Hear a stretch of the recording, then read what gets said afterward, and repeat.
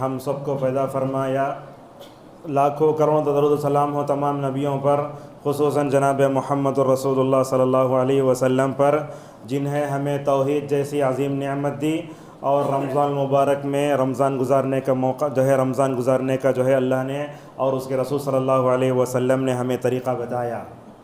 ماہ شعبان یہ اسلامی کیلنڈر کا 8واں مہینہ ہے، شاید یہ آخری جمعہ ہے، اور جب انشاءاللہ ہم آئندہ جمعہ میں داخل ہوں گے تو انشاءاللہ رمضان کا پہلا جمعہ ہوگا۔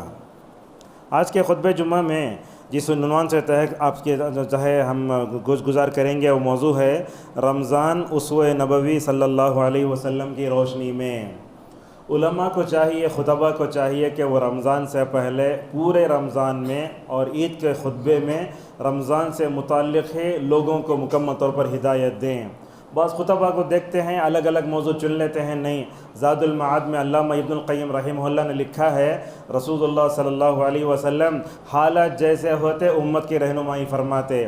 اب بولیں گے 1400 سال پہلے اللہ کی نبی صلی اللہ علیہ وسلم اللہ تعالیٰ جو فرمایا وہ امت کے سامنے پیش کرنے سے کیا ضرورت ہے؟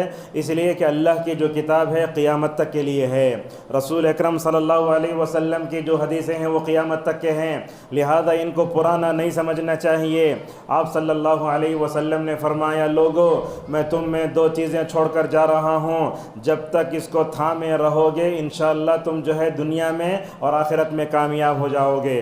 مگر اس کے ساتھ ایک چیز یہ بھی اضافہ کرنا چاہوں گا، علامہ البانی رحمہ اللہ کہتے ہیں کتاب اللہ اور سنت رسول ہمارا نجات کے لیے کافی ہے، مگر ان دونوں کو فہم صحابہ اور سلف کے منہج پر سمجھنے ہی میں الحمدللہ ہماری کامیابی ہے۔ گفتگو کے آغاز میں نے ایک آیت پڑھی، اللہ تبارک و تعالی رسول اکرم صلی اللہ علیہ وسلم کو ایک مکمل نمونہ بنا کے پیش کرتا ہے، کہا لَقَدْ كَانَ لَكُمْ فِي رَسُولِ اللَّهِ أُسْوَةٌ حَسَنَةٌ، اے لوگو تمہارے لیے رسول اکرم صلی اللہ علیہ وسلم بہترین نمونہ ہے۔ اس روئے زمین پر ہم دیکھتے ہیں کہ اسلام کی طرف منسوب گمراہ فرقے بہت ہیں۔ ایسے کچھ لوگ بھی ہیں جو یہ کہتے ہیں اللہ کے لیے نمونہ ہے مگر کمپلیٹ نمونہ نہیں ہے، ایسا کہنے والا کافر ہے۔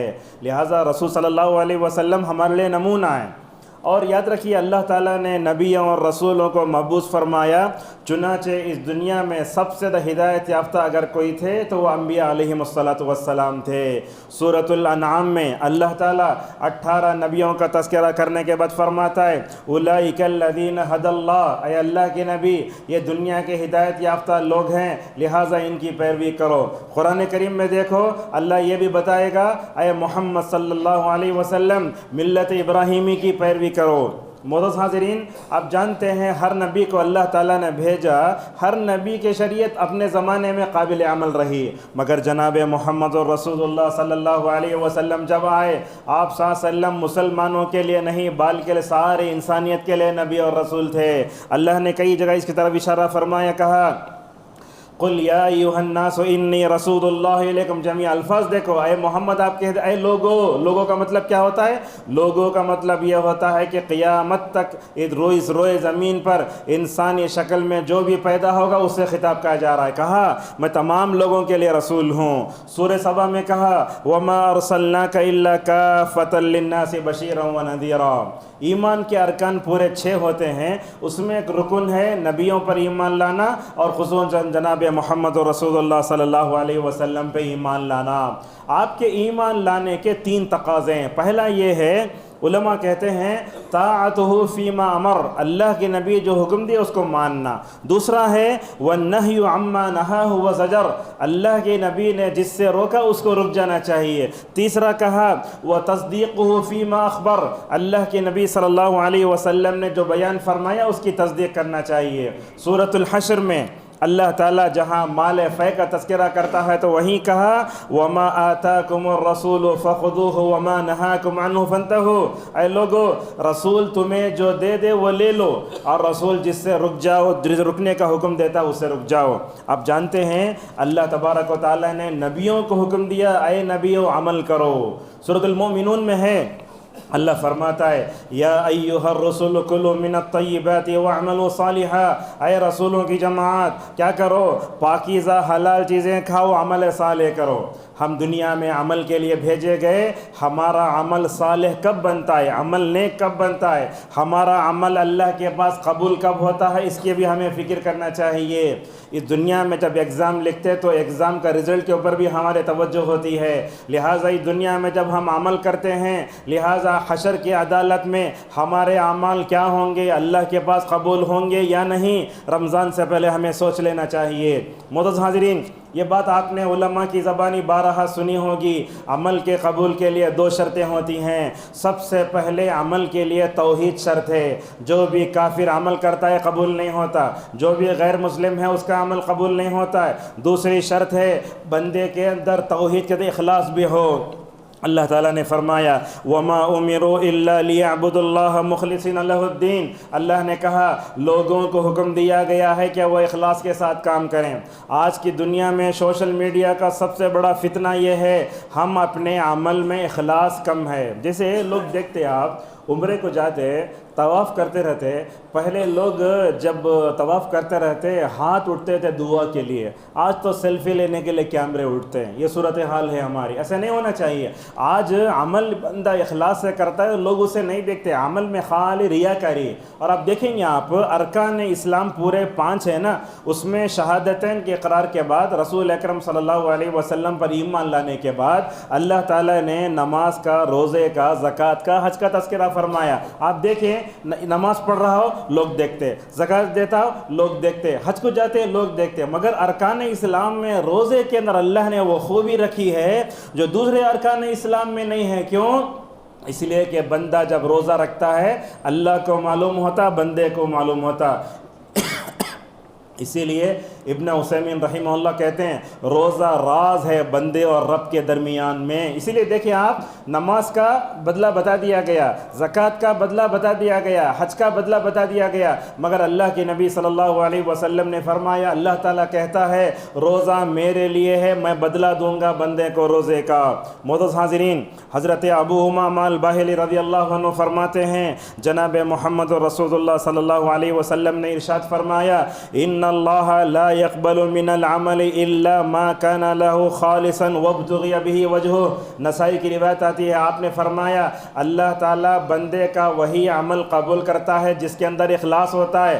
اللہ تعالیٰ بندے کا وہی عمل قبول کرتا ہے جس کے اندر رب کی رضامندی ہوتی ہے. اگر ہم رمضان آیا, ہمارے ماں باپ روزہ رکھتے تھے اس لیے ہم روزہ رکھے تو روزہ عادت بن جائے گا, عبادت نہیں بنے گا. معزز حاضرین, عمل کے قبول کے لیے دوسری جو شرط ہے وہ یہ ہے کہ ہمارا ہر عمل جناب محمد رسول اللہ صلی اللہ علیہ وسلم میں مبارک طریقے پر ہو. اللہ نے کئی جگہ کہا یا ایھا الذین آمنوا اطیعوا اللہ واطیعوا الرسول ولا تبطلوا اعمالکم. یہ سورہ محمد کی آیت ہے صلی اللہ علیہ وسلم. اے ایمان والو, اللہ کی بات مانو, رسول اللہ صلی اللہ علیہ وسلم کی اطاعت کرو. یاد رکھو اگر تم اپنے اعمال کی حفاظت کرنا چاہتے ہو تو اللہ اور اس کے رسول کی اطاعت کرو. اگر تمہارا عمل ان دونوں سے ہٹ کر ہوگا تو آیت کے آخری میں کہا وَلَا تُبْطِلُوا أَعْمَالَكُمْ, اپنے اعمال کو برباد نہ کرو. معزز حاضرین, اس دنیا میں اگر ہم ہدایت یافتہ بننا چاہتے ہیں رسول اللہ کی اطاعت کرنا ہوگا. سورۃ النور میں فرمایا وَإِن تُطِيعُوهُ تَهْتَدُوا. حضرت عرباد ابن ساریہ رضی اللہ عنہ کہتے ہیں کہ رسول اکرم صلی اللہ علیہ وسلم نے بدعات کا, خرافات کا تذکرہ فرمایا تو وہاں دیکھو امت کو ایسی نصیحت فرمائی. صحابہ تو کہتے ہیں کہ اس نصیحت کو سن کر ہم سمجھنے لگے اللہ کے نبی آخری ہمیں کیا کر رہے ہیں, مطلب نصیحت کر رہے ہیں. اور اللہ کے نبی صلی اللہ علیہ وسلم جب نصیحت کرتے ہیں نا تو وہ چیز ہمارے خطبات اور دروس میں نہیں ہے جو ہونا چاہیے. کہتے ہیں اللہ کے نبی صلی اللہ علیہ وسلم جب خطبہ دیتے, تقریر کرتے, امت کو نصیحت فرماتے, آپ کے دل کا درد ظاہر ہوتا تھا. دوسری چیز یہ ہے جب اللہ کے رسول صلی اللہ علیہ وسلم جب تقریر کرتے اس میں ہوتا کیا, دلوں میں ڈر پیدا ہوتا, آنکھوں سے آنسو بھی جاری ہو جاتے.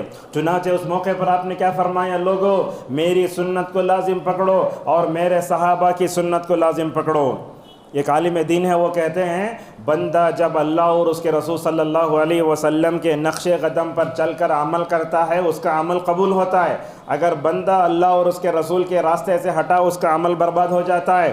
عطا ابن ابی ربا رحمہ اللہ کیا کہتے ہیں, دیکھو من الزم نفسہ آداب السنہ نور اللہ قلبہ بنور المعرفہ. آپ پوچھیں گے آج کے خطبے میں ایک چیز آپ کو بتاتا ہوں، ہمارے دلوں کی دنیا اچھی نہیں ہے، ہمارا دل تاریک ہے۔ اگر ہم اپنے دل میں نور پیدا کرنا چاہتے ہیں تو کرنا کیا؟ عطا ابن ابی ربا رحمہ اللہ کہتے ہیں، جس بندے کے اندر سنت کی تعظیم آ گئی، جو بندہ قدم قدم پر رسول اللہ کو فالو کرتا ہے، کہا اس کے دل میں اللہ تعالیٰ دلوں کا نور پیدا کرتا ہے۔ اور جو رسول اللہ صلی اللہ علیہ وسلم کی جو ہے کیا نہیں کرتے، نقش قدم پر نہیں چلتے، آپ کے احادیث آنے کے بعد بھی کیا کرتے ہیں، وہ دوسروں کے نقش قدم پر چلتے ہیں، تو ان کے دلوں میں تاریکی آ جاتی ہے۔ ایک بات آپ سنیں، اسلام کی بنیاد 5 چیزوں پر ہے۔ آپ صلی اللہ علیہ وسلم نے سب سے پہلے اللہ پر ایمان لانے کا، نبی کی نبوت اور رسالت پر ایمان لانے کا تذکرہ فرمایا۔ اس کے بعد اللہ نے کیا کیا، اللہ کے نبی نے کیا کیا، نماز کا، روزے کا، زکوٰۃ کا، حج کا تذکرہ فرمایا۔ یہ ارکان اسلام سے پہلے شہادتین کی ذکر کی ضرورت کیا تھی؟ اس کا جواب دیا علامہ ماوردی رحمہ اللہ کہتے ہیں، اللہ تعالیٰ کے رسول صلی اللہ علیہ وسلم نے ارکان 4 سے پہلے شہادتین کا تذکرہ اس لیے فرمایا، اگر تمہارا عمل اللہ تعالیٰ کے بتائے ہوئے طریقے کے مطابق نہیں ہو، اگر جو ہے رسول اللہ صلی اللہ علیہ وسلم کے بتائے ہوئے طریقے کے مطابق نہ ہو، تمہارا عمل قابل قبول نہیں ہوگا۔ دیکھو ہمارے معاشرے میں ہم دیکھتے ہیں، ہمارے خود سلفی نوجوان کبھی کبھی انکار حدیث کے فتنے میں پڑ جاتے ہیں۔ میں آپ کو بتا سکتا ہوں، مسجد محبوبیہ کا جو لوکیشن ہے نا، وہاں مادھوی فرقے کے لوگ زیادہ ہیں، انکار حدیث کے لوگ زیادہ، انکار حدیث کا فتنہ بھی وہاں پلپ رہا ہے۔ کیا کرتے ہیں ہمارے نوجوان، فجر میں، عشاء میں، مغرب میں اہل حدیث مسجد میں درس سن لیتے، بعد میں رات میں 10 بجے کے بعد انکار منکرین حدیث کے درس میں جا کر نعوذ باللہ بیٹھتے ہیں، وہ رسول صلی اللہ علیہ وسلم کی حدیث کے بارے میں شکوک و شبہات پیدا کرتے ہیں۔ وہاں سے آ کر اہل حدیث مسجد کے امام کے سامنے ایسے ایسے سوال کرتے ہیں جو اساتذہ اپنے زندگی لگا دی ہے مدارس میں قرآن و حدیث کو پڑھانے کے لیے، ان کے سامنے وہ سوالات اور چیلنجز نہیں آتے جو ان نوجوانوں کے ذہنوں میں پیدا ہو رہے ہیں۔ لہٰذا یاد رکھو، اللہ نے قرآن میں کہا نماز قائم کرو، مگر اس کا تذکرہ کہاں ملتا ہے؟ حدیث میں ملتا ہے۔ لہٰذا نجات کے لیے قرآن کافی نہیں ہے جب تک ہم حدیث نہیں لیں گے۔ میں تو اس ممبر سے منکرین حدیث سے چیلنج کرتا ہوں، اگر آپ حدیث کے بغیر نماز پڑھنے کا طریقہ بیان کریں تو دم ہم ان کو کہہ سکتے ہیں چیلنج ہے، بیان کرو۔ اللہ کے نبی صلی اللہ علیہ وسلم صحابہ کو نماز سکھاتے تھے۔ مالک ابن حویرث رضی اللہ عنہ کہتے ہیں، اللہ کے نبی کے پاس ہم نوجوان گئے، کئی دنوں تک رہے، جب نماز سیکھ گئے، سب سیکھ گئے، آپ نے فرمایا صلو کما رأیتمونی اصلی۔ میں سمجھتا ہوں اس حدیث کا جملے کا ترجمہ ہر ایک آدمی جانتا، تم ویسے نماز پڑھو جیسے تم نے مجھے نماز پڑھتے ہوئے دیکھا ہے۔ زکوٰۃ کیسے دینا چاہیے آپ نے اس کی طرف بھی وضاحت فرمائی۔ روزہ کیسے رکھنا وہ آج کے خطبے میں ہم آپ کے سامنے بیان کریں گے۔ حج کا موقع آیا، آپ صلی اللہ علیہ وسلم نے اپنی زندگی میں پہلا اور آخری حج کیا۔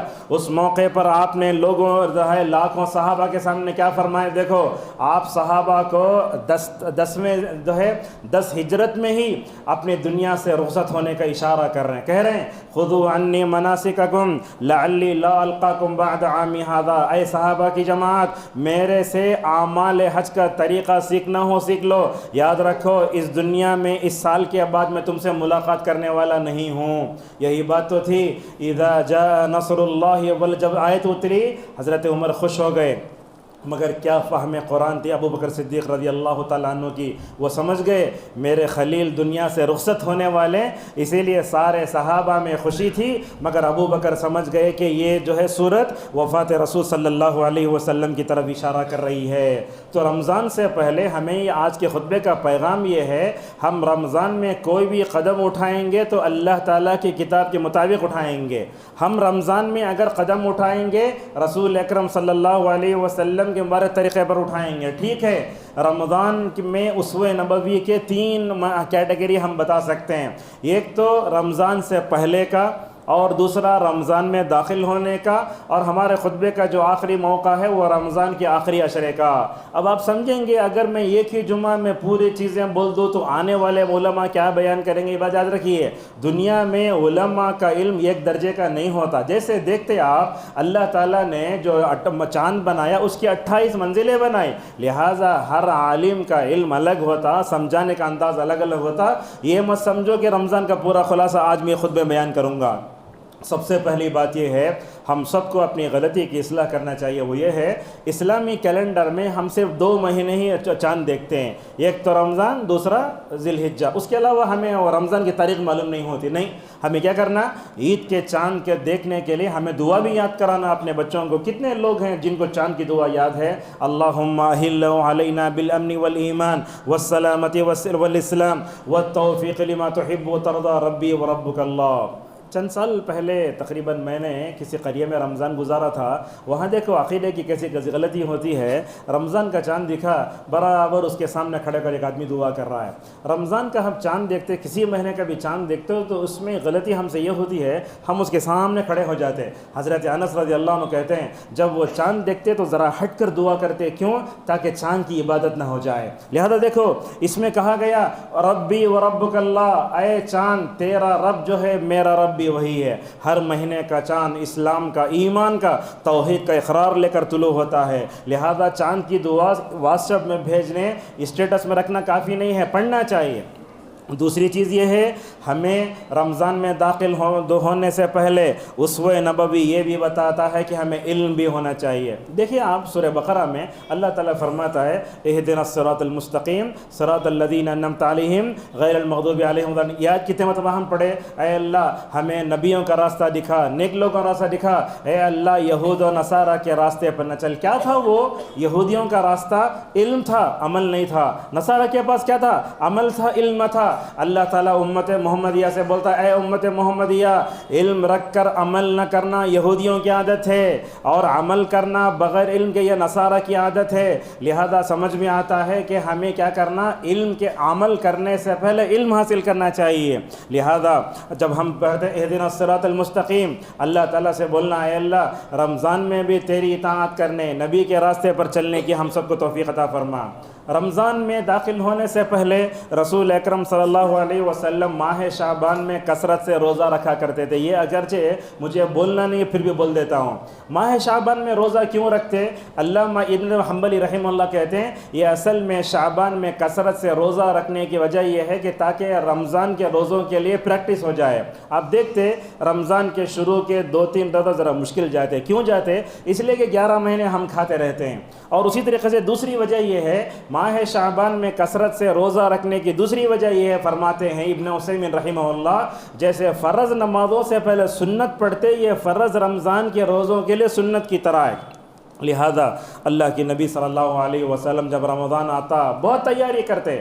ہماری تیاری میں نبی کی تیاری میں فرق ہوتا ہے۔ ہمارے پاس کیا ہوتا، ہماری خواتین مردوں کو سب دیکھتے ہیں، مسجدوں کو پین مارتے، گھروں کو پین مارتے، تکیے کا استر بدلتے، اور جو بیٹھ کر بدلتا، لیکن سب سے بڑی مشکل یہ ہے کہ ہماری نیت اور دل نہیں بدلتے۔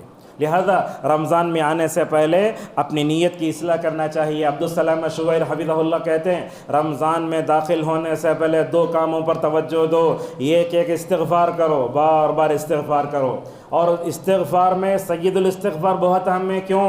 ہو سکتا ہے گناہوں کی وجہ سے رمضان میں اللہ اگر توفیق چھین لے تو کیا کرو گے؟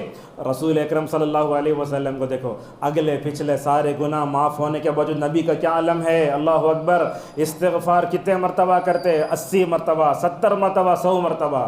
آپ صلی اللہ علیہ وسلم پر آخری میں جو سورت اتری ہے وہ کون سی ہے؟ اذا جاء نصر اللہ والفتح، اس میں بھی نبی کہا جا رہا ہے فسبح بحمد ربک واستغفرہ، اللہ کے نبی آپ بھی استغفار کرو۔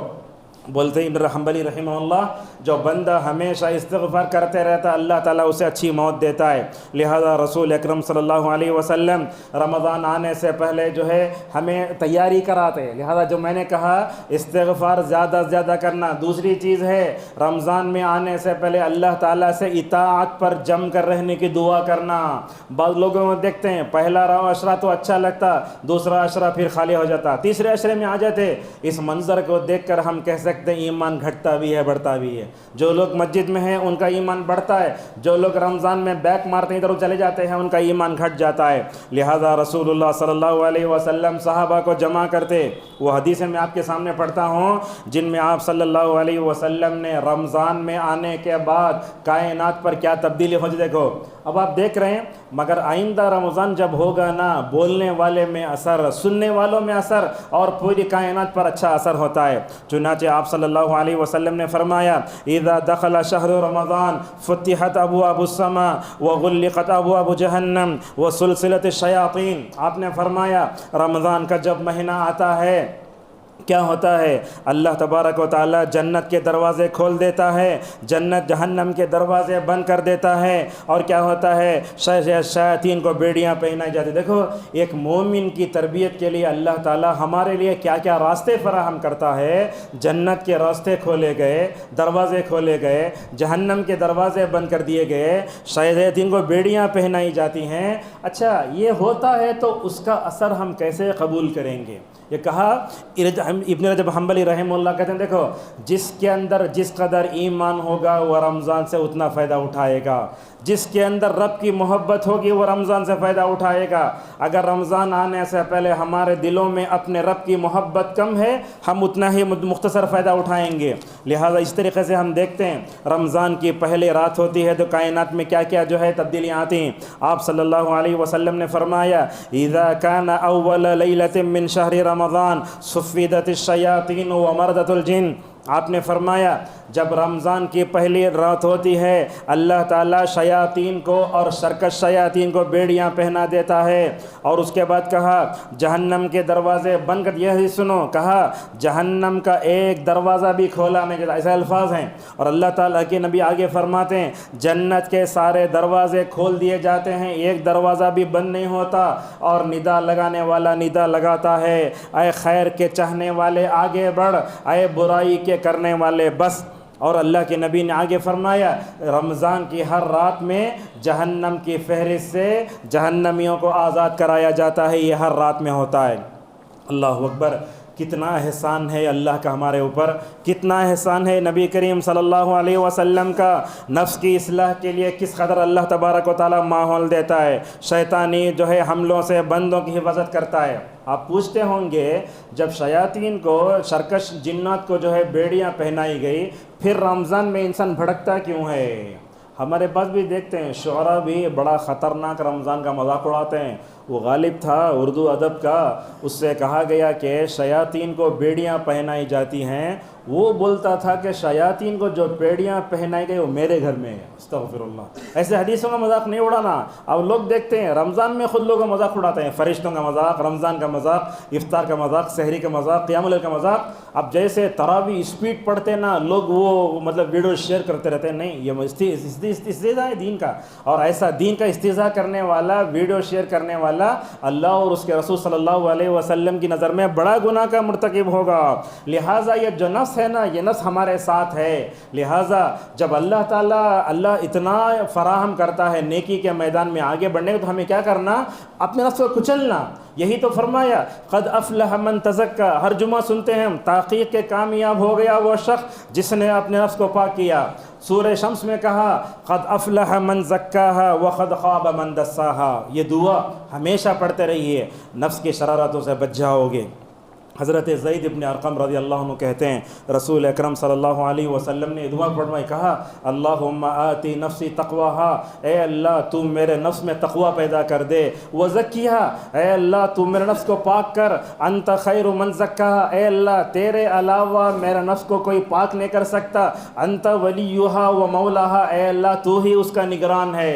لہٰذا خطبے کے شروع میں سنیں آپ وَنَعُوذُ بِاللَّهِ مِن شُرُورِ أَنفُسِنَا وَمِن سَيِّئَاتِ أَعْمَالِنَا، اے اللہ ہم اپنے نفس کی شرارتوں سے پناہ مانگتے ہیں، اے اللہ ہمارے سے جو برے اعمال ہوئے اس سے بھی پناہ مانگتے ہیں۔ جہنم کے دروازے کتنے ہیں یہ بھی ہمیں جان لینا چاہیے، جہنم کے دروازے پورے 7 ہیں۔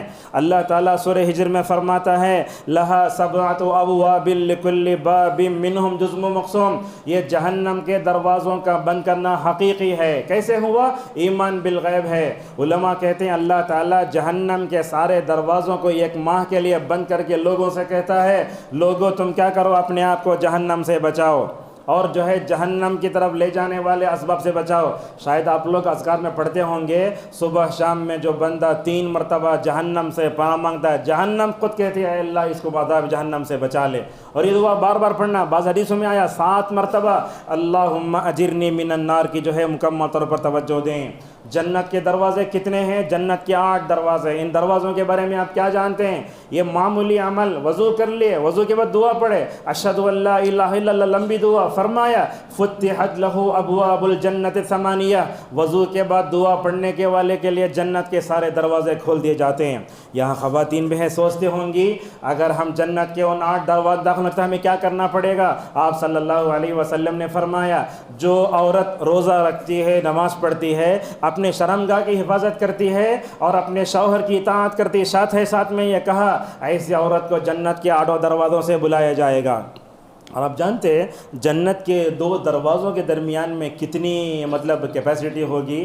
ہم دیکھتے ہیں اگر لوگ زیادہ آئے تو دروازہ چھوٹا ہو تو وہاں پبلک آ جاتی۔ روایت آتی ہے حضرت ابو ہریرہ رضی اللہ عنہ کہتے ہیں کہ رسول اکرم صلی اللہ علیہ وسلم نے فرمایا جنت کے 2 دروازوں کے درمیان میں مکہ اور بصرہ، مکہ اور حجر کے درمیان جو جگہ ہے وہ جگہ ہے۔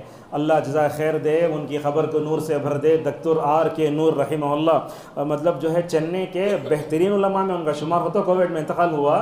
وہ ایک جگہ بتاتے ہیں اس حدیث کی تشریح میں، اللہ کے نبی صلی اللہ علیہ وسلم نے مکہ اور بصرہ کا تذکرہ فرمایا، مکہ اور حجر کا تذکرہ فرمایا۔ دونوں یہ اللہ کے نبی کی یہ کیا ہے پیشن جو معجزہ ہے۔ کہا ان دونوں دروازوں کے درمیان میں اگر ہم دیکھیں مکہ بصرہ، مکہ حجر، تقریباً 1270 پر 3 کلومیٹر کا فاصلہ ہے۔ اللہ اکبر! جنت کے وہ دروازے، 2 دروازوں کے درمیان اتنی جگہ ہونا بھی چاہیے۔ کیوں؟ اس لیے کہ اس امت سے پہلے جو نیک لوگ ہیں وہ بھی داخل ہوں گے اور اس امت میں بھی لوگوں داخل کیا جائے گا۔ لہذا اس سے معلوم ہوتا ہے کہ جہنم کے دروازے کیا، جنت کے دروازے کیا، اس کے بارے میں ہمیں معلوم کرنا چاہیے۔ معزز حاضرین، اس حدیث میں ایک بات یہ بھی سمجھ میں آتی ہے کہ اللہ تعالیٰ فرشتوں کو بھیجتا ہے انسانوں کو بھلائی پر ابھارنے کے لیے۔ آپ جانتے ہیں ہر انسان کے ساتھ جہاں شیطان لگائے ساتھ میں فرشتہ بھی ہے۔ ہم جب نیک کام کرتے نا اللہ تعالیٰ کی مدد ساتھ میں ضرور ہے، مگر وہ فرشتہ اگر کیا کرتا ہمیں نیکیوں پر ابھارتا، یہ ہر دن ہوتے رہتا ہے۔ مگر رمضان میں اللہ تعالیٰ کی خاص نعمتیں ہوتی ہیں، اے خیر کے آگے بڑھنے والے آگے بڑھ۔ لہذا کیا سمجھ میں آیا؟ دنیاوی معاملات میں ایک دوسرے سے مقابلہ کر لینا یہ کمال کی بات نہیں ہے۔ نیکی کے معاملے میں، دین آخرت کے معاملے میں، دین کے معاملے میں ایک دوسرے سے آگے بڑھو، یہ بہت ہے۔ حسن بصری رحمہ اللہ کہتے ہیں اگر کوئی دنیا کے معاملے میں تم سے مقابلہ کرے تو چھوڑ دو اسے۔ ہمارے پاس ایسے ہی ہو رہا ہے، ہم خالی دنیا کے معاملے میں مقابلہ کرتے ہیں، دین کے معاملے میں مقابلہ کرو۔ میں آپ کو بتاتا ہوں اپنا تجربہ۔ الحمدللہ مدینہ شہر میں 5 سال رہنے کا مجھے اتفاق ہوا، لیکن اگر رات میں 3 بجے بھی اگر چلے گئے تو شاید مجھے 5 سال میں مسجد نبوی کی پہلی صف میں نماز پڑھنے کا موقع نہیں ملا۔ کوشش بہت کیا میں، ویسا آگے بڑھتے ہیں۔ اور جب حج کرنے والے، عمرہ کرنے والے جاتے ہیں نا تو صبح میں 3 بجے حرم نبوی کا دروازہ کھلتا ہے، وہ ڈرتے کہاں یہ پورا سیلاب ہمارے اوپر آ جاتا۔ یہ جذبہ خیر کا ہے، لہٰذا خیر کے معاملے میں آگے بڑھو، اور جو ہے جہاں تک ہو سکے شر کے معاملے میں جہاں تک ہو سکے دور رہو، اور دنیاوی معاملے میں مقابلہ کرنا چھوڑو، دین کے مقابلے میں الحمدللہ آگے بڑھنے کی کوشش کرو۔ معزز حاضرین، یہ رمضان کے آغاز سے متعلق ہوا۔ اور ایک بات بھی ہے، رمضان آتا ہے تو ہم دیکھتے ہیں یہ سوشل میڈیا پہ، خصوصاً انسٹاگرام پہ، فیس بک میں، واٹس ایپ گروپ میں موضوع حدیثیں آنا شروع ہو جاتی ہیں۔ پہلا عشرہ مغفرت کا، دوسرا رحمت کا، آخرت میں جو ہے آخری مرحلہ وہ جہنم سے خلاصی کا، یہ حدیث ضعیف ہے۔ لہٰذا رمضان سے متعلق جتنے ضعیف موضوع حدیث جہاں تک بچے رہو۔ بعض لوگ بولتے ہیں یہ حدیث بھی ہے، شعبان اللہ کا مہینہ اور جو ہے رمضان رسول اللہ کا مہینہ، یہ سب بے بنیاد باتیں۔ لہٰذا یاد رکھو موضوع حدیث ہے، ضعیف حدیث ہیں، اگر آپ آگے بھیجیں گے تو یہ وعید کو یاد کر لو۔ آپ صلی اللہ علیہ وسلم نے فرمایا من کذب علی متعمدا فلیتبوأ مقعدہ من النار، جو آدمی میرے بارے میں جھوٹ بولا اس کو جہنم میں ٹھکانہ بنانا چاہیے۔ معزز حاضرین، رمضان میں داخل ہوئے تو اللہ کے نبی رمضان کیسے گزارتے تھے؟ آپ صلی اللہ علیہ وسلم نے سحری کے بارے میں فرمایا تسحروا فإن فی السحور برکہ، آپ آپ نے کہا کہ سحری کھاؤ، سحری میں اللہ نے برکت رکھی. وہ کیا برکت ہے آپ جانتے ہیں؟ سحری میں جب ہم کھانا کھاتے ہیں الحمدللہ دن بھر 12 گھنٹے 13 گھنٹے ہم برداشت کرتے ہیں. اور بعض لوگوں کو دیکھتے ہیں کہ وہ رات میں کھا کے سو جاتے ہیں، اس کا روزہ ہوگا مگر اللہ کے رسول صلی اللہ علیہ وسلم کی خلاف ورزی ملے گی. اللہ کے نبی فرماتے ہیں ان اللہ و ملائکتہ یصلون علی المتصعرین، رواہ احمد. دیکھو جب سحری میں بیٹھتے ہیں نا، یاد رکھو رحمت کے فرشتے آپ کو گھیرے رہتے ہیں. اور جب سحری میں اٹھتے ایک بات کی سنت کو مکمل طور پر لحاظ رکھو. ہم سحری میں اٹھ کے خوب کھا جاتے ہیں، خوب کھاؤ ٹھیک ہے مگر کھجور کھانا مت بھولو. آپ صلی اللہ علیہ وسلم نے فرمایا مومن کی سب سے بہترین سحری کھجور ہے. اور آپ صلی اللہ علیہ وسلم کا یہ معاملہ یہ بھی تھا، اللہ سورہ ذاریات میں فرماتا ہے صبح کے وقت میں استغفار کرنا، کھانا پینا سب کرنا مگر صبح کے وقت میں سحری میں استغفار کرنا نہ بھولو. اور اسی طریقے سے سحری کرنے سے ہمارے اور اہل کتاب کے روزے میں فرق آ جاتا ہے. لہٰذا اچھا ٹھیک ہے ہمارے معاشرے میں ایک سنت چھوٹی ہوئی ہے، اگر ہم اس کو حکمت سے اگر شاید جاری کریں تو بہت اچھا ہے. سحری کے لیے اذان دینا یہ بہت چھوٹی ہوئی سنت ہے. بنگلورو کے عالم دین تھے احمد اللہ قریشی عمری مدنی رحمہ اللہ، ماشاءاللہ ان کی جو مسجد تھی اس مسجد سے سحری کی اذان ہوتی تھی. دوسرے مکتب فکر کے لوگ ایک دو دن ذرا پریشان کرے مگر جب حدیث بتا تو ماشاءاللہ خاموش رہ گئے. میں سمجھتا ہوں شاید حرمین میں ہر دن سحری کی اذان ہوتی ہے. لہذا اگر اس سنت کو زندہ کرے تو بہت اچھا ہے. اللہ کے نبی نے فرمایا سحری کی اذان دینے والے بلال تھے، کہا بلال اذان دے تو کھاؤ. اور جب عبداللہ مکتوم نابینا صحابی تھے انہوں اذان دیے تو جو ہے کھانا بند کر دو. لہٰذا روزے کے آداب کا بھی خیال کرنے کا حکم رسول اکرم صلی اللہ علیہ وسلم نے دیا.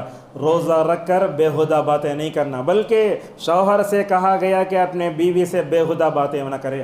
اللہ اکبر، کیا تربیت ہے یہ رسول اکرم صلی اللہ علیہ وسلم کی. یہ تربیت امت کے ہر عالم میں آنا چاہیے. وہ کیا جانتے ہیں موقع یہ ہے اللہ کی نبی کا ایک بوڑھا آتا ہے، کہتا ہے یا رسول اللہ کیا میں اپنی بیوی سے حالت روزہ میں بوسہ لے؟ آپ اجازت دیتے ہیں مگر ایک نوجوان آتا ہے تو آپ حالت روزہ میں بوسہ دینے کا حکم نہیں مطلب رخصت نہیں دیتے. بولتے علماء اگر بوڑھا آیا تو آپ نے اجازت دی، نوجوان آیا تو آپ نے اجازت نہیں دی. آپ صلی اللہ علیہ وسلم علم نفسیات سائیکالوجی بھی مکمل طور پر جانتے تھے. جھوٹ بولنا اور خصوصاً ماہ رمضان میں تاجروں کو چاہیے کہ وہ اپنی زبان کی حفاظت کریں. آپ صلی اللہ علیہ وسلم نے فرمایا جو آدمی جھوٹ بولتا، جھوٹی گواہی دیتا ہے، اس کے بھوکے رہنے کا کوئی فائدہ ہی نہیں ہے. اور خصوصاً ماہ رمضان میں ہمیں لڑائی سے بھی پرہیز کرنا چاہیے. خصوصاً دیکھتے ہیں مساجد میں، مدارس میں اور شہروں میں لڑائیاں زیادہ ہوتی ہیں، بھوکے رہتے ہیں، برداشت نہیں ہوتا. آپ نے فرمایا اگر تم سے کوئی جھگڑا کرے تو بولو میں روزے سے ہوں، میں روزے سے ہوں. یہ سحری میں تاخیر کرنا ہمارے معاشرے میں دیکھتے ہیں سحری ختم ہونے سے 15 منٹ پہلے جو لوگ روزہ نہیں رکھتے وہ اعلان کرتے ہیں بھائیو بہنوں وقت ختم ہو گیا ہے. یہ غلط ہے. یہ ابو بکر رضی اللہ عنہ کے بارے میں آتا ہے عبادت اتنا کرتے شاید 2 منٹ 3 منٹ رہتا مسجد نبوی سے بھاگتے ہوئے اپنے گھر کو آتے، گھر سے پوچھتے گھر والوں کچھ کھانے کے لیے ہے. مطلب سمجھ میں آیا کہ سحری کے آخری وقت تک یہ کھانا بہت اچھا ہے. اسی طریقے سے آپ صلی اللہ علیہ وسلم نے افطار کرنے کے بارے میں جلدی کا حکم دیا. جلدی کا مطلب یہ نہیں کہ مغرب اذان سے پہلے کھا لو. آپ نے فرمایا میری امت اس وقت تک بھلائی پر رہے گی جب تک وہ افطار میں جلدی کرے گی. ہمارے معاشرے میں دیکھتے ہیں افطار میں 5 منٹ لیٹ، 10 منٹ لیٹ، اذانیں الگ الگ ہوتی ہیں. میرا خود تجربہ ہے جس دسترخوان پہ ہم بیٹھتے ہیں تو الگ الگ مکاتب فکر کے لوگ، اہل الحدیث تو الحمدللہ اذان ہوتے ہی فوراً کھا لیتے ہیں مگر دوسرے مکاتب فکر میں ہم دیکھتے ہیں کہ 7 منٹ لیٹ کرتے ہیں. حالانکہ ایسی بات نہیں ہونا چاہیے. علماء کو بھی کہتے ہیں کہ اپنی مطلب پبلک کو، عوام کو کتاب و سنت کی روشنی میں صحیح رہنمائی کرو. آپ نے کیا فرمایا؟ افطار میں دیر کرنے والے یہود و نصارہ کے نقش قدم پر چلتے ہیں. ہو سکتا ہے آپ کا روزہ صحیح ہو جائے مگر رسول اللہ کی مخالفت یہود و نصارہ کے نقش قدم پر چلنے کا گناہ نعوذ باللہ ہو جائے گا. اور اس طریقے سے حالت روزہ میں رسول اکرم صلی اللہ علیہ وسلم مسواک بھی زیادہ کرتے تھے. اچھا افطار کرنے کے لیے کیا کرنا ہمارے پاس؟ ہم دیکھتے ہیں دسترخوان بچھا لے کے ہم لوگ سے دعا کے لیے بیٹھ جاتے ہیں اور کچھ لوگ دیکھتے ہیں کہ وہ افطار کے موقع پر ہی دعا قبول ہوتی. یہ سمجھنا بھی صحیح نہیں ہے. فرماتے علماء رمضان کا پورا مہینہ دعاؤں کی قبولیت کا ہے. افطار کا سامان رکھ لے کے آپ اس کے سامنے دعا کرتے بیٹھتے، پورے افطار کے سامان پر آپ کی نظر ہے اور انسان بھوکا ہے تو ساری چیزیں دیکھ رہا ہے، غفلت ہے اور توجہ سے دعا بھی نہیں کرتا. لہٰذا افطار کے موقع پر خاص دعا کر لے کے بیٹھنا یہ صحیح نہیں ہے. پورے رمضان میں آپ الحمدللہ دعا کرتے رہو. اور افطار کے لیے سب سے اچھا کچھ نہیں، ایک کھجور لے لیے، پانی کا باٹل لیے، مسجد میں کونے میں آ کے بیٹھ گئے، معمولی انداز سے کھا لے. صحیح. ہم دیکھتے ہیں رمضان میں لوگ 2 وقت کی نماز چھوڑ دیتے ہیں، سحری کھا لیے فجر پڑھنے نہیں ہو رہا ہے، مغرب میں اتنا کھا لیے مغرب کی نماز میں چلی جاتی ہے، نہیں ہونا چاہیے۔ اور اسی طریقے سے اللہ کے رسول صلی اللہ علیہ وسلم نے حالت روزہ میں کیا کام کرنا نہیں کرنا سارے کام بتائے، اور حالت سفر میں آپ نے فرمایا کہ روزہ رکھنا کوئی نیکی نہیں ہے۔ جب شاید مکہ فتح ہوا 8 ہجری میں، لوگ سمجھتے اللہ کے نبی روزہ رکھ کر گئے، نہیں، آپ صلی اللہ علیہ وسلم کو سفر کی جب ضرورت پڑی تو آپ صلی اللہ علیہ وسلم نے روزہ چھوڑا۔ رمضان کی عبادتوں میں ایک عبادت یہ بھی کہ ہم زیادہ قرآن کریم پڑھیں۔ جن لوگوں کو قرآن پڑھنا نہیں آتا وہ کیا کریں، ماہ رمضان میں قرآن سے قریب ہو جائیں۔ یاد رکھیں آج امت کا نوجوان قرآن سے دور کیوں ہوا، ایک ہی سبب ہے۔ ابن القیم رحمہ اللہ کہتے ہیں جب تک بندہ موسیقی گانے بجانے کی محبت اپنے دل میں رکھے گا، اس گندی محبت کے ساتھ قرآن کی محبت جمع نہیں ہوتی۔ لہذا جن کو قرآن نہیں آتا قرآن پڑھنے کی کوشش کریں۔ جبریل علیہ السلام ہر سال نبی کے پاس آتے رمضان میں، آپ ایک مرتبہ ان کو سناتے پورا، اور جس سال انتقال فرمایا تو آپ صلی اللہ علیہ وسلم نے 2 مرتبہ جبریل کو قرآن سنایا۔ علامہ ابن حجر رحمہ اللہ کہتے ہیں 2 مرتبہ سنانے کی حکمت یہ ہے، یہ اشارہ ہے کہ رسول اکرم صلی اللہ علیہ وسلم دنیا سے جانے والے ہیں۔ اور جب قرآن آپ ہاتھ میں اٹھاتے نا، یہ قرآن جو ہم تک پہنچا ہے بڑی مشقتوں کے پاس پہنچائی ہے، یہ اس میں سب سے پہلے اللہ کا احسان، دوسرا رسول اللہ صلی اللہ علیہ وسلم کا احسان، اور اس قرآن کو ہم تک پہنچانے میں ان دونوں کے بعد اللہ کی حفاظت کا وعدہ تو برحق ہے، مگر حضرات صحابہ اکرام کی کوششیں بھی بہت ہیں۔ یاد رکھو وہ دل جس کو اللہ تبارک و تعالیٰ نے فرشتوں نے 2 مرتبہ سونے کے تش میں رکھ کر زمزم سے دھویا، پھر وہاں لوٹ آیا، اس دل پر قرآن اترا۔ اللہ فرماتا ہے وَإِنَّهُ لَتَنزِيلُ رَبِّ الْعَالَمِينَ نَزَلَ بِهِ الرُّوحُ الْأَمِينُ عَلَىٰ قَلْبِكَ لِتَكُونَ مِنَ فرماتا ہے اللہ کے نبی آپ کے دل پر اتارے۔ اللہ فرماتا ہے اگر اس قرآن کو ہم پہاڑ پر اتارتے، پہاڑ خشع دل ریزہ ریزہ ہو جاتا، وہ کیا دل رہا ہوگا جو آسمان سے آنے والے وحی کو 23 سال تک برداشت کرتا رہا۔ شاید ہم اسی لیے درود پڑھتے ہیں، تو کیا درود عبادت ہے۔ ابن القیم رحمہ اللہ کہتے ہیں درود پڑھنے کا مطلب یہ ہے کہ ہم نبی کے احسان کو چکانے کوشش کرتے ہیں، اور خصوصاً رمضان کے علاوہ تو ہر جمعہ کو بھی درود زیادہ پڑھتے رہنا چاہیے۔ رسول اکرم صلی اللہ علیہ وسلم دیکھو قیام اللیل کرتے، 3 دن تک آپ نے تراویح کی جماعت کی، چوتھے دن صحابہ کی حرص دیکھو، آپ کے کمرے کے پیچھے آ کر کھڑے ہو گئے۔ اللہ کے نبی نکلے نے، دیر سے نکلے، آپ صلی اللہ علیہ وسلم نے فرمایا مجھے تو ایسا ڈر لگ رہا ہے کہ کہیں یہ فرض نماز تمہارے اوپر فرض نہ ہو جائے۔ آج دیکھو ہم لوگوں کو دیکھتے ہیں تراویح پڑھنے کا جوش بہت رہتا مگر عشاء چھوڑتے لوگ، اکثر آج دیکھتے 2 رکعت میں آ کر جو ہے عشاء پڑھتے ہیں۔ ایسا نہیں ہونا چاہیے، آپ تراویح پڑھیں یا نہ پڑھیں مگر جو ہے فرض نماز کی طرف مکمل طور پر توجہ دیں۔ 8 رکعت پڑھنا 20 رکعت پڑھنا اس مسئلے میں پڑھ کر تراویح کو نہ چھوڑو۔ 8 رکعت یہ رسول اکرم صلی اللہ علیہ وسلم سے ثابت ہے۔ اور اسی طریقے سے صدقہ و خیرات کا اہتمام بھی اللہ کے نبی کرتے تھے۔ آخری عشرہ آتا تو کیا کرتے، اپنی بیویوں سے الگ ہو جاتے اور کیا کرتے، کمر کس لیتے، رات میں اپنے گھر والوں کو بھی جگاتے۔ کیا حرص دیکھو، اللہم انک عفو تحب العفو فاعف عنی۔ عائشہ نے پوچھا یا رسول اللہ جب طاقرات پڑھو تو کیا کروں، آپ یہ دعا سکھائے۔ یہ دعا ہم بہت پڑھتے ہیں مگر یہ بات یاد رکھو آپ، یہ دعا پڑھنے کا ایک معنی بھی ہے۔ جب ہم یہ دعا پڑھتے ہیں تو ہمارے اندر یہ عقیدہ ہونا چاہیے جب تک ہم اللہ کے مخلوق کو معاف نہیں کرتے اللہ کی معافی کو پا نہیں سکتے۔ ایسے ہوتا ہے رمضان کی تاخراتوں میں باپ بیٹے سے للہ، ماں بیٹے سے گفتگو نہیں کرتے۔ اگر آپ رشتہ داروں میں دوسروں کو کاٹے ہوئے ہیں، ایک دوسرے کو معاف نہیں کرتے تو اللہ کی معافی بھی نہیں ملے گی۔ یاد رکھو 5 تاخرات جاگنا نہیں چاہیے بلکہ پورا جاگنا بھی مکمل طور پر ہے۔ اور دیکھیں آپ جب تک تاخراتوں میں اجتماعی طور پر عبادت ہوتی ہے لوگ رہتے ہیں، جب لوگوں کو چھوڑ جا کے سو جاتے ہیں۔ نہیں، اجتماعی تو عبادت کے علاوہ انفرادی طور پر بھی توجہ دیں۔ اعتکاف بھی ایک سنت ہے، روحانی تربیت کریں، صحیح دعائیں پڑھیں، اہل و عیال کی تربیت کریں، اور جہاں تک ہو سکے رسول اکرم صلی اللہ علیہ وسلم کی خلاف ورزی سے بچیں۔ اور علماء کی اپنی ذمہ داری بھی بنتی ہے کہ وہ امت میں جو ہے لڑائی کا ماحول پیدا نہ کرے۔ ہمارے پاس دیکھتے ہیں یہ وطر کے مسائل کو لے کر رکوع کے بعد ہے، رکوع سے پہلے 3 رکعت ہیں، کیسے کیسا ہے، بننا نہیں، ہاتھ اٹھانا نہیں ہے، ان تمام مسائل میں علماء رہنمائی کریں گے۔ لہذا عوام کو چاہیے کہ حکم جانیں، دلیل جاننا آپ کے لیے ضرورت نہیں ہے، دلیل علماء بتائیں گے۔ اسی پر اپنی گفتگو سمیٹتے ہیں۔ کہنا یہ ہے اللہ تبارک و تعالی ہماری روحانی تربیت کے لیے زندگیوں میں رمضان لاتا ہے۔ اللہ کا شکر ادا کریں۔ کئی ہمارے ایسے بھائی تھے جو اس دنیا میں نہیں رہے، اللہ تبارک و تعالی سے ہماری دعا ہے اللہ تعالی ہم سب کو صحت و عافیت کے ساتھ رمضان کی بہاریں دیکھنے کے اللہ ہم سب کو توفیق عطا فرمائے۔ اللہ تعالی ہم سب کو جو بھی رمضان میں نیک عمل کریں گے، اللہ تعالی ہم سب کو اللہ کے بتائے ہوئے طریقے کے مطابق، نبی کریم صلی اللہ علیہ وسلم کے طریقے مطابق جو ہے گزارنے کی توفیق عطا فرمائے۔ وآخر دعوانا ان الحمدللہ رب العالمین۔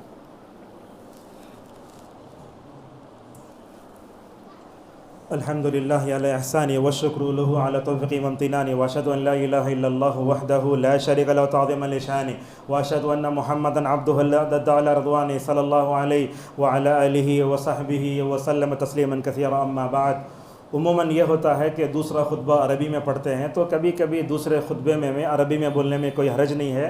لہذا جو لوگ جمعہ کو دیر سے آتے ہیں ان کو معلوم ہونا چاہیے ممبر پر چڑھنے سے پہلے آنا چاہیے، اس لیے کہ خطیب ممبر پر چڑھنے کے بعد وہ فرشتے کیا کرتے، دفتر جو ہے بند کر کے خطبہ سننے کے لیے بیٹھ جاتے ہیں۔ یہ بات یاد رکھیں آپ، جمعہ ہماری روحانی تربیت کے لیے آتا ہے۔ جمعہ کے دن صرف بریانی کھانا، اچھا کھانا پینا، یہ جو ہے غیر مسلموں کا طریقہ۔ آپ اچھا کھائیں، شریعت آپ کو نہیں روکتی، مگر جمعہ کی ثواب بھی بہت ضروری ہے۔ ایک حدیث سنا کے اپنی بات کو ختم کر لیتا ہوں۔